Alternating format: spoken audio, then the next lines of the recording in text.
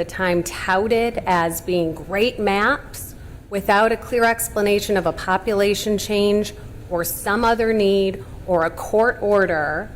We're going to redraw these lines now, and not only redraw them, it is always the goal of redistricting to keep counties intact. And in 2021, we kept 90% of our counties intact. And now we're splitting our municipality. That's pretty remarkable without another explanation that can only, frankly, lead us to assume that the goal is to dilute our votes. And I can think of very few things that are more un-American than that. And I think, again, without a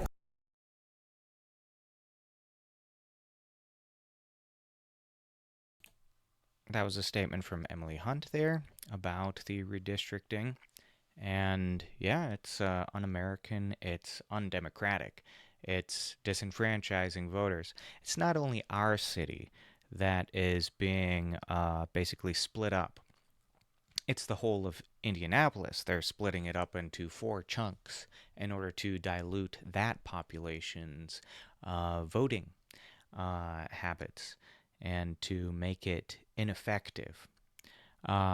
So that's really something to ponder. I think there are a lot of Republicans who do care about representation of their voters, and I think that it's I gotta say that it's not every Republican, but I think that obviously Trump has gotten to the Indiana State House.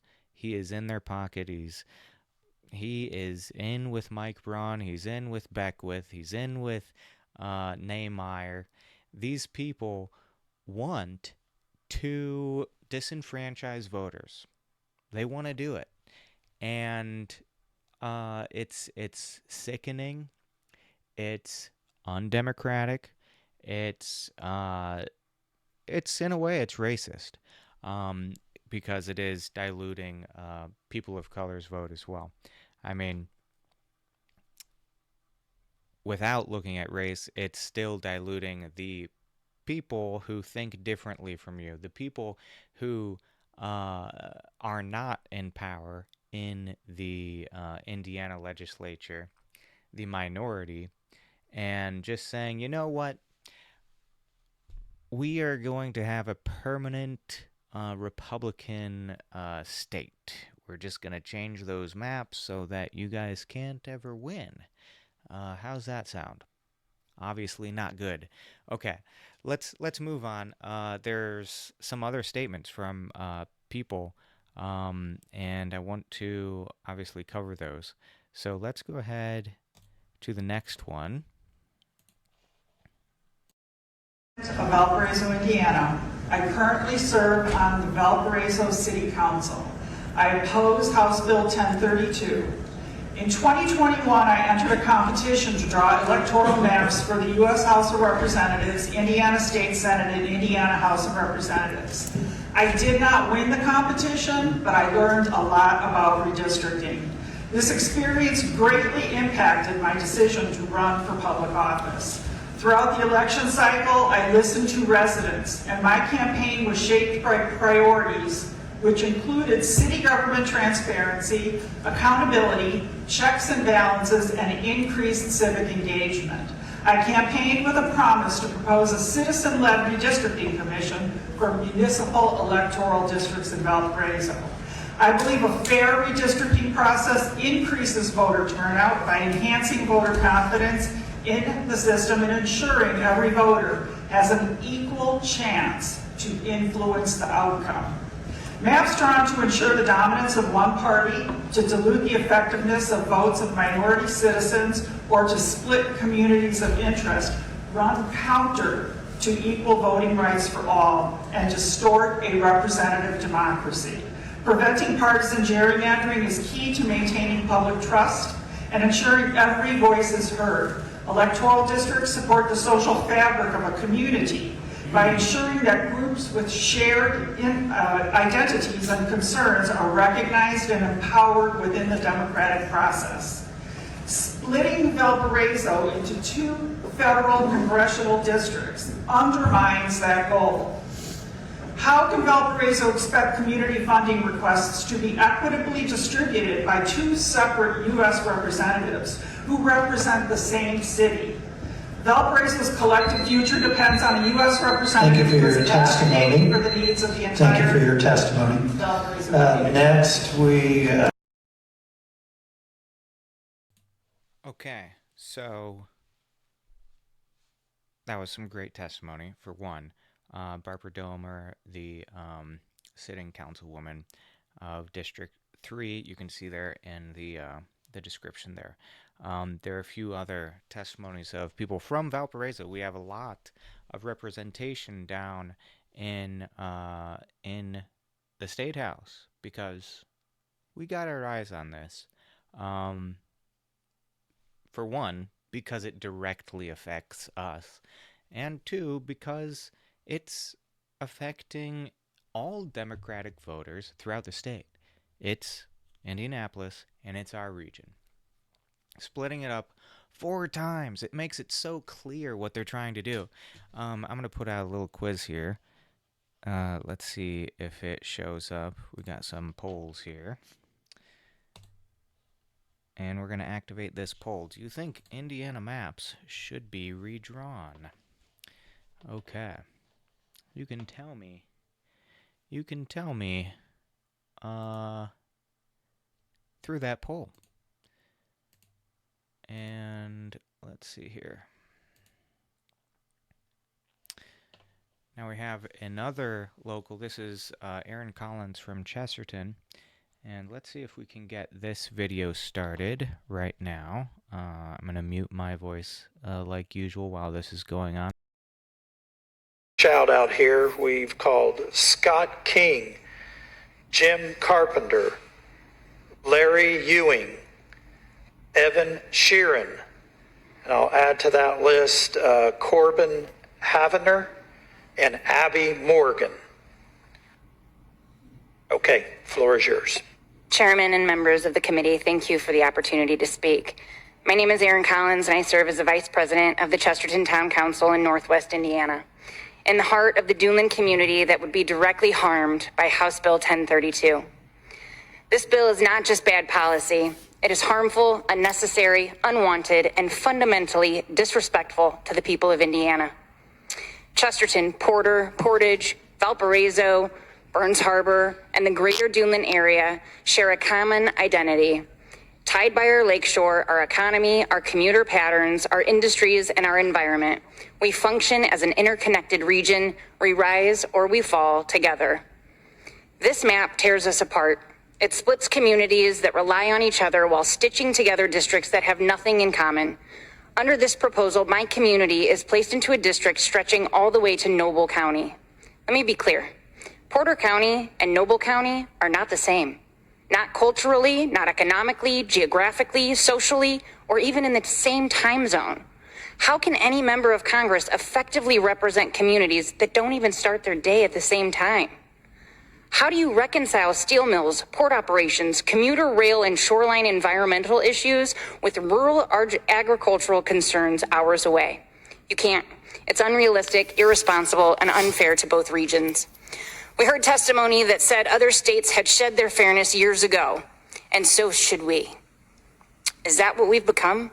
Tit for tat, others do wrong, so we do the same? Indiana's better than that. We already know this map was drawn singularly for political advantage. Splitting us apart will dilute our voice, undermine bipartisan regional planning, and disrupt representation that actually reflects who we are. Hoosiers know this. They've said it loudly. They do not want mid-decade redistricting, and they certainly don't want a map that tears communities apart. Thank you for your testimony.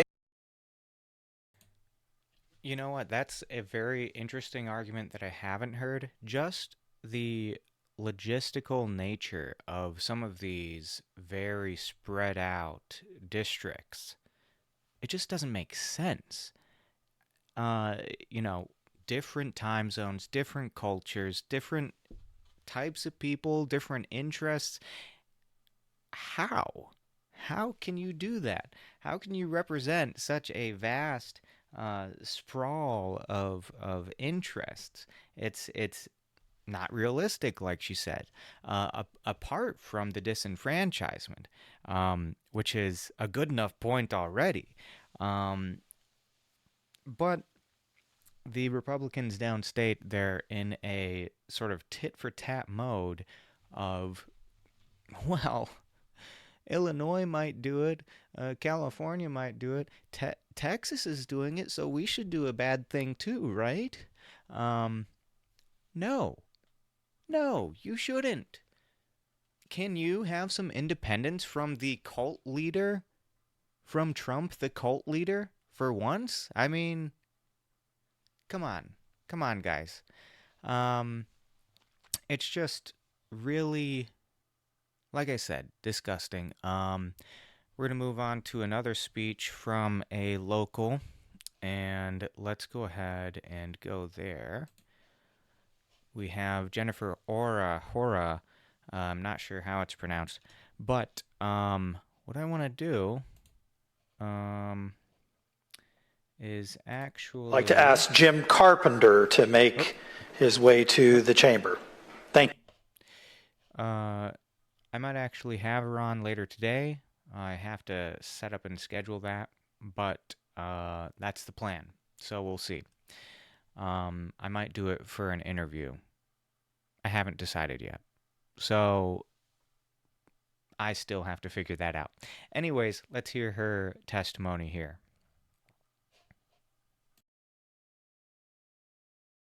Thank you. Good afternoon. My name is Dr. Jennifer Hora, and I'm a professor of political science at Valparaiso University. I've studied and researched state and local politics since 1997 and taught the class in state and local government at Valparaiso University since 2006.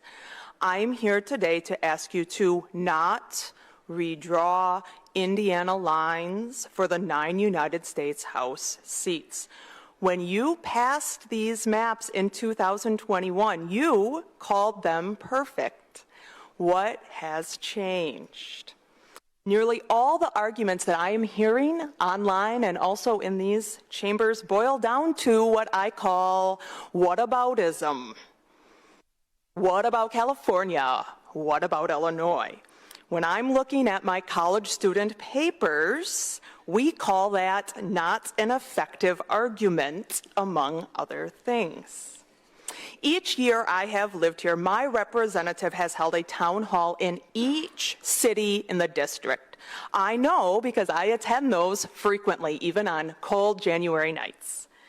While gerrymandering is a complicated and passion-filled issue, and I would like to remind everyone, it has been a passion-filled issue since the founding of this country. The term is 200 years old.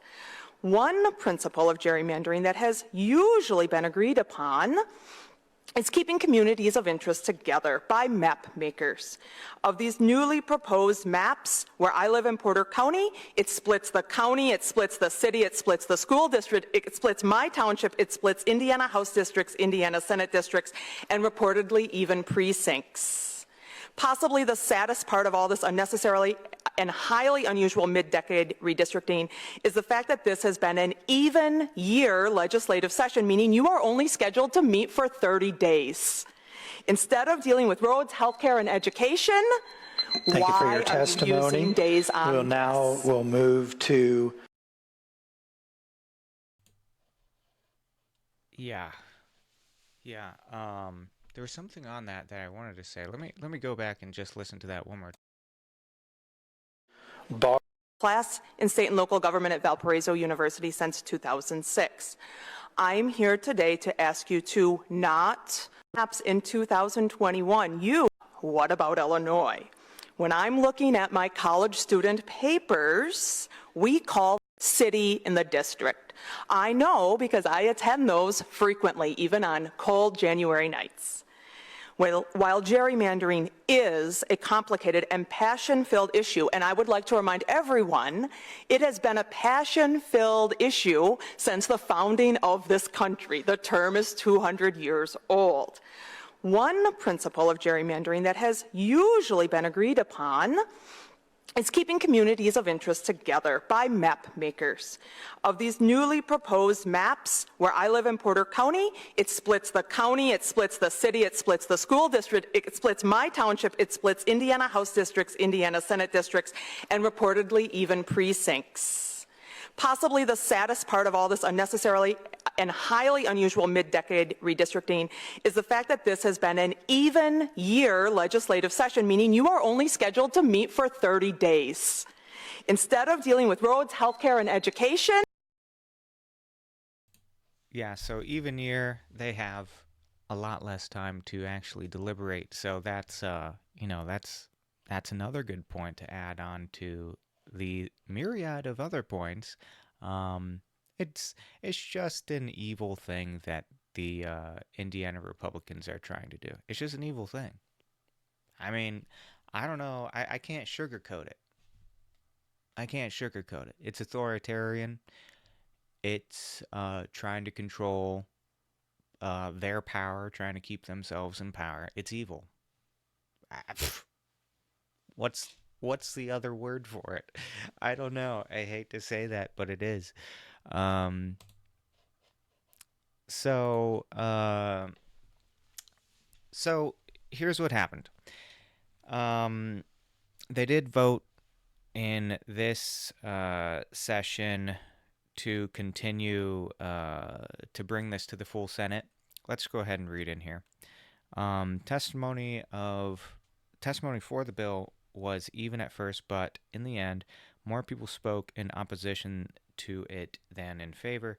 Two local lawmakers are on the election committee, and both voted in favor of advancing the map to the full Senate. They are State Senators Stacy Donato of Logansport um, and Linda Rogers of Granger. Rogers said that she is still open to changing her vote. So this is what she said. I voted yes today to move the legislature forward to the entire Senate chamber so all senators can have their voices heard, but I reserve the right to change my vote on the floor, said State Senator Linda Rogers. So I find that interesting that she wants to enfranchise all of the senators to have their vote on this matter, but she would vote to disenfranchise uh, a lot of Democratic voters. Huh. Well, that's interesting. Okay, we're just going to take a note of that. So the new maps will impact District 1 in the Northwest. That's our district, Northwest Indiana. And let's see. Of course, as I said earlier in the video, the Indianapolis district, we could zoom into this photo. It splits up this Marion County 4 times. They really don't like the way they vote, do they? So let's sort of skip ahead and skip to the long and short of it. The bill faces uncertain future in the full Senate, where many lawmakers, including Republicans, have come out in opposition of it. We'll see what happens. The full vote from the state Senate is expected by Thursday. Okay, so we'll see what happens. But wow. It has been a roller coaster covering what has gone on with this. Are they going to go and do the redistricting? Are they not? It was sort of up in the air for a while. And now they're really going at it. They're giving us a Christmas gift, or the Grinch who stole our representation. Oh, yeah, that not a gift, but a Grinch who stole the Hoosiers' representation, who stole democracy. Mike Braun, the Grinch who stole democracy. That's what he is. He's the Grinch.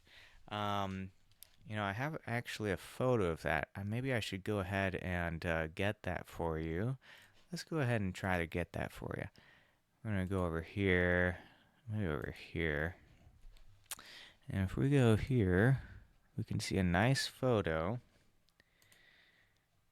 Here we go.